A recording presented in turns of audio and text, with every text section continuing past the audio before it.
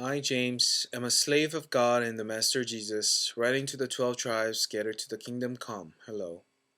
Consider it a sure gift, friends, when tests and challenges come at you from all sides. You know that under pressure, your faith life is forced into the open and shows its true color. So don't try to get out of anything prematurely.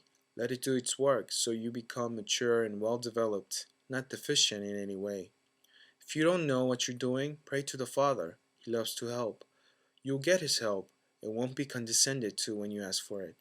Ask boldly, believingly, without a second thought. People who worry their prayers are like wind-whipped waves. Don't think you're going to get anything from the Master that way. Adrift at sea, keeping all your options open. When down and outers get a break, cheer. And when the arrogant rich are brought down to size, cheer. Prosperity is as short-lived as a wild flower, so don't ever count on it. You know that as soon as the sun rises, pouring down its scorching heat, the flower withers, its petals wilt, and before you know it, the beautiful face is a barren stem. Well, that's a picture of the prosperous life. At the very moment everyone is looking on in admiration, it fades away to nothing. Anyone who meets a testing challenge head on and manages to stick it out is mighty fortunate, for such persons loyally in love with God, the reward is life and more life. Don't let anyone under pressure to give in to evil say, God is trying to trim me up. God is impervious to evil and puts evil in no one's way.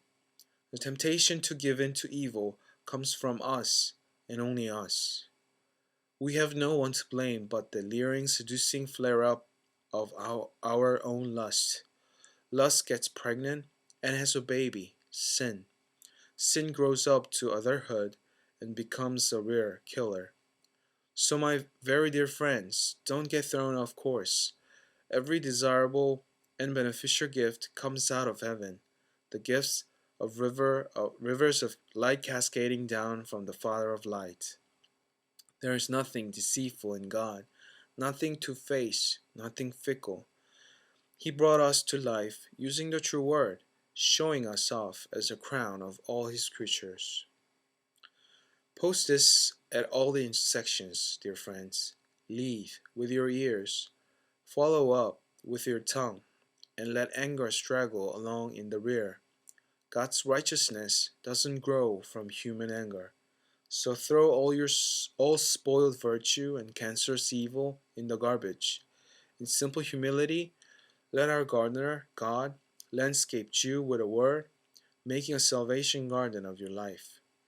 Don't fool yourself into thinking that you are a listener when you are anything but letting the word go in one ear and out the other. Act on what you hear. Those who hear and don't act are like those who glance in the mirror, walk away, and 2 minutes later have no idea who they are, what they look like. But, but whoever catches a glimpse of the revealed counsel of God, the free life, even out of the corner of his eye, and sticks with it, is no distracted scatterbrain, but a man or woman of action. That person will find delight and affirmation in the action. Anyone who sets himself up as religious by talking a good game is self-deceived. This kind of religion is hot air, and only hot air. Real religion, the kind that passes muster before God the Father, is this: reach out to the homeless and loveless in their plight, and guard against corruption from the godless word. James chapter 1, the message.